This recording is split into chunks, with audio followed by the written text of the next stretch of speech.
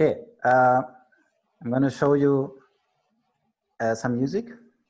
All right. First question, do you know that one?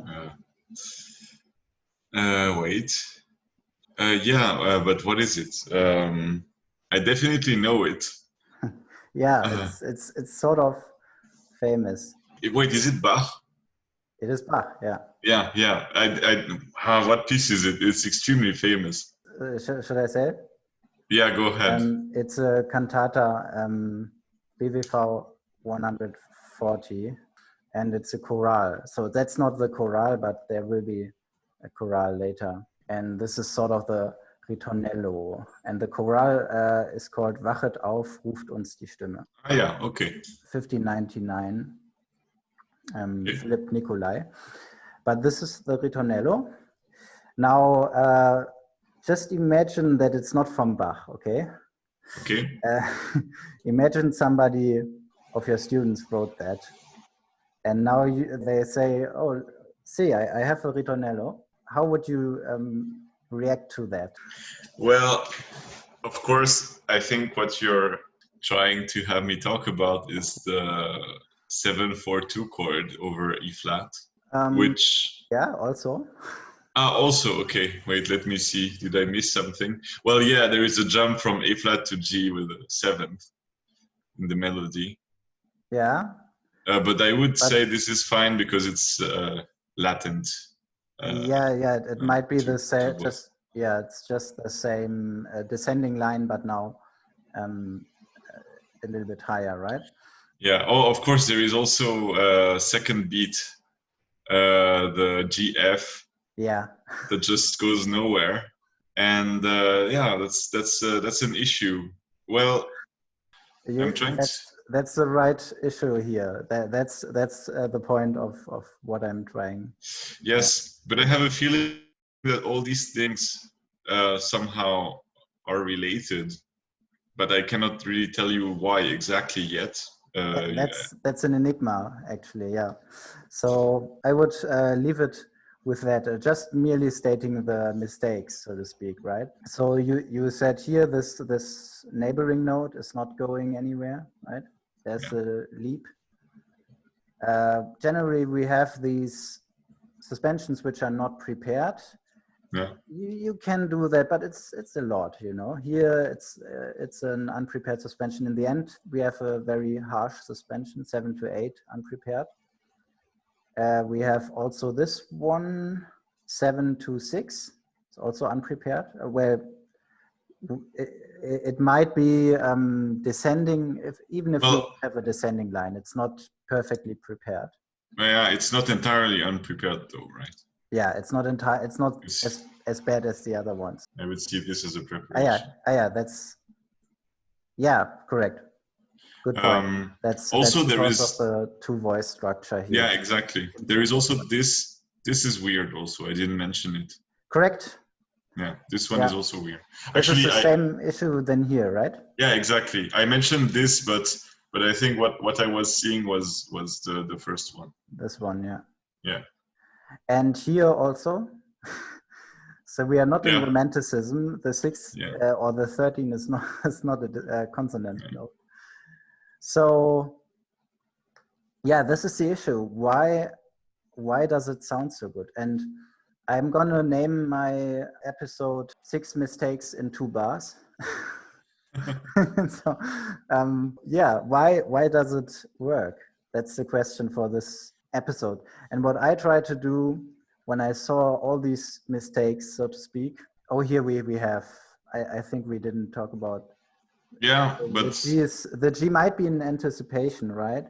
But well, then we would need a G here. So I tried to, maybe Bach had a hard day or something. I just tried to help him a little bit, and I wrote my own bass line, so to speak. Okay. I would just play this. Okay.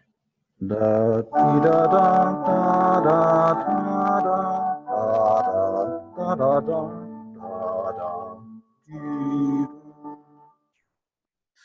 So yeah, that's my proposal. So I try to get rid of this problem. Yeah. Now it's just a suspension. I didn't touch the unprepared ones because I think, well, it wouldn't really fit in if I would do something there. And then I try to 6/4 chord. And this is the problem, right? I traded one problem with another. I don't have a unprepared seventh now. Yeah.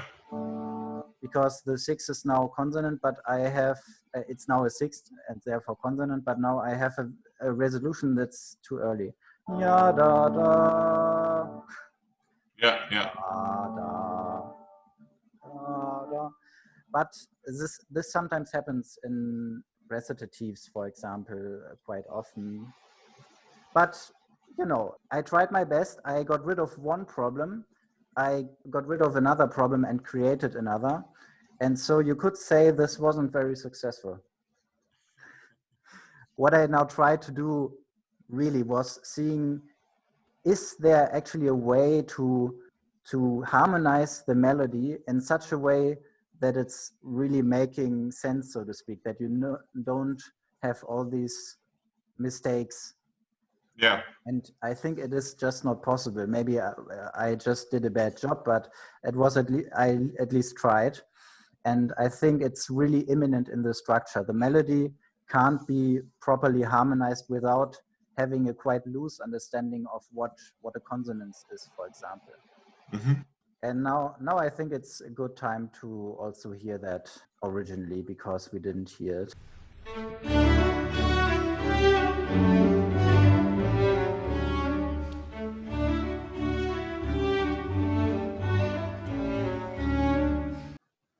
Yeah, this was a recording by the Bach Foundation or Bach Stiftung. Okay. And they take it quite fast. So, yeah. And maybe that's why it's sort of smoothed over here. But you still hear a very, very autonomous melodic line, which is very edgy, sort of, right? Mm-hmm. And now the conductor of this orchestra here, he analyzed it quite properly. Rudolf Lutz is his name. And I just took his, you can find that on YouTube. He did an oral analysis. And he analyzed it a bit like that. So Anapest is just a metrical name, you know, for da-da-dum. Mm-hmm. So you have 2 fast units and then a longer unit. Normally you would have da-da-da. So Anapest is something which reminds us a little bit of a Lombardian figure. Da-da, da-da. It's joyful, right? Da-da-da. Da-da. Yeah. And then you have always these suspiratio, these suspensions, but suspiratio would be sigh. So yeah, sigh. Yeah. Sigh. It's a rhetorical device, and you have always these suspiratio following.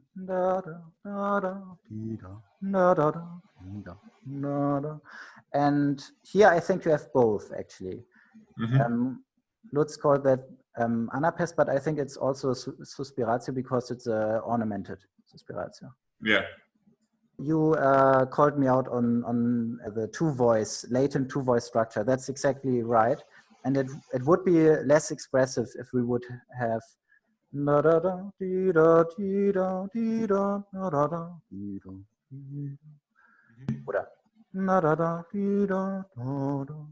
so these jumps, right? These sort of breaks between the now 2 voices, latent 2 voices, creates more expressive energy, you could say. Mm-hmm. And his point, the conductor's point was, these are sighs, but it's not tearful sighs. These are joyful sighs, okay? And I think that's quite fitting. It's also fitting to these sort of Lombardian Anapest figures. And it's also fitting to this cantata, which is really a bright and joyful cantata. Mm-hmm. Now we are at the end because we have very short episodes now.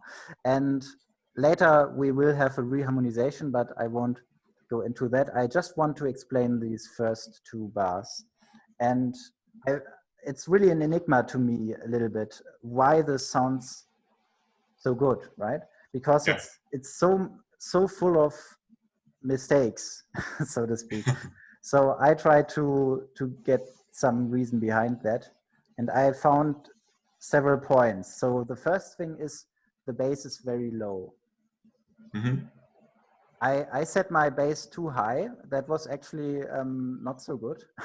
I recognized that later, because the very low bass means, the very low bass line allows inconsistency with the melody, because you just don't recognize the bass so good when it's so low, right? Mm-hmm. So you get a little bit more tolerant about the melody being not really in sync. So not having the right consonances. Yeah. The other thing is something small, but still, I think, relevant. I'm gonna go here. I here in this description, I now just analyze everything as suspensions, because actually they are suspensions. Yeah. Even if you could technically say we have a neighbor note here or something like that, but they are meant as suspensions. So here I have all these suspensions, and the suspensions that go into a dissonance instead of a consonance are the problem, and I just call them false suspensions. And these are the problems, but because of the bass being so low, you might be a little bit tolerant about that. And also in the first three quarters, you have a sort of a pedal point feeling. Yeah. It's not so clear to me how you maybe should play the continuo. You might also play this one.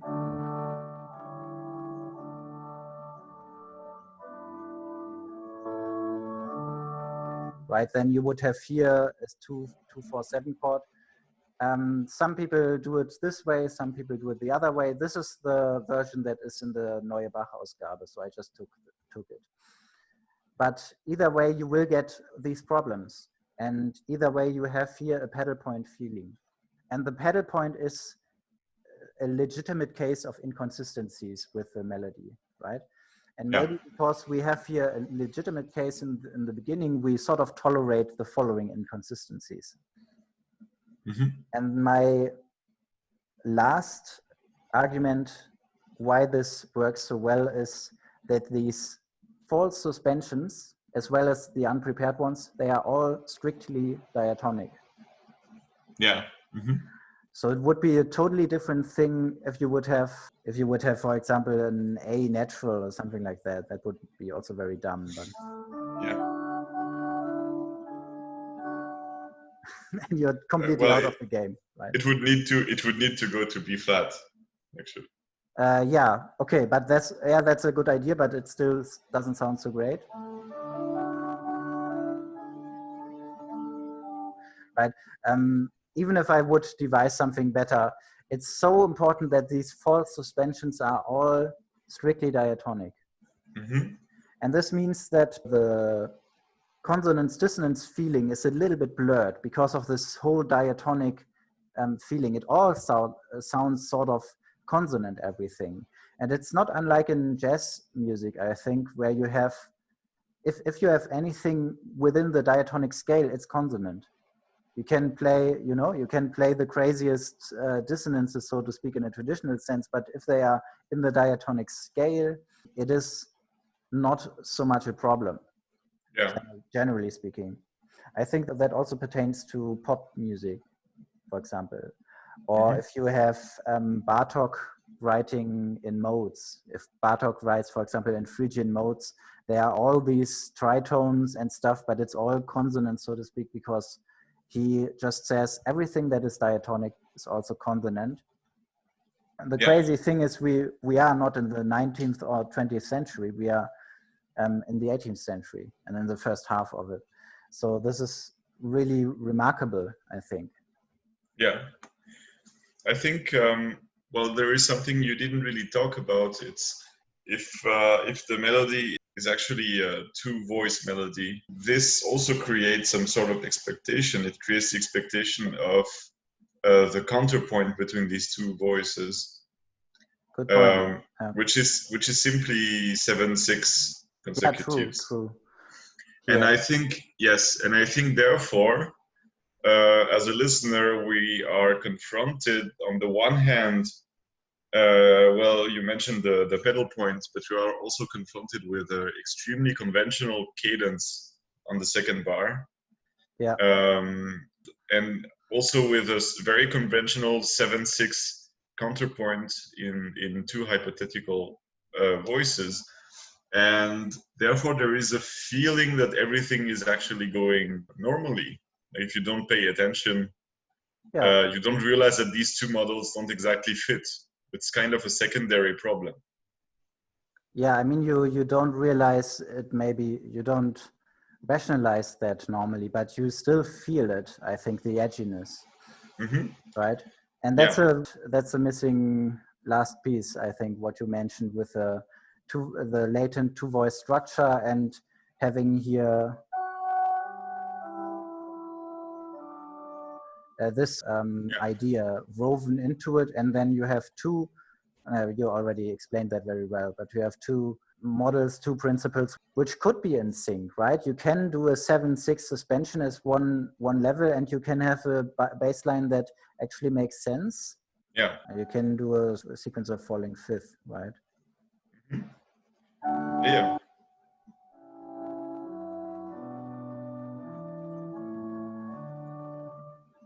For example, this one would work. So it doesn't have to be that way, but here it is, but it's all smoothed out by the strict diatonic environment. Yeah. And that makes it so great. This is the joyful suspiratio, right? And at the same time, it's set so low, right? So it's also has a solemn atmosphere. At the same time, you have this genuine joy and also this solemn sort of feeling. And this is really, yeah, it's a really remarkable and very original. You can't really, there's nobody who does it this way, I would just say. Yeah. Okay, this is what I had on my soul today. So thank you for joining me in that exploration. And actually, I learned something because I sort of overlooked the 7. No, but yeah. Thank you. Yeah, thank you for the analysis.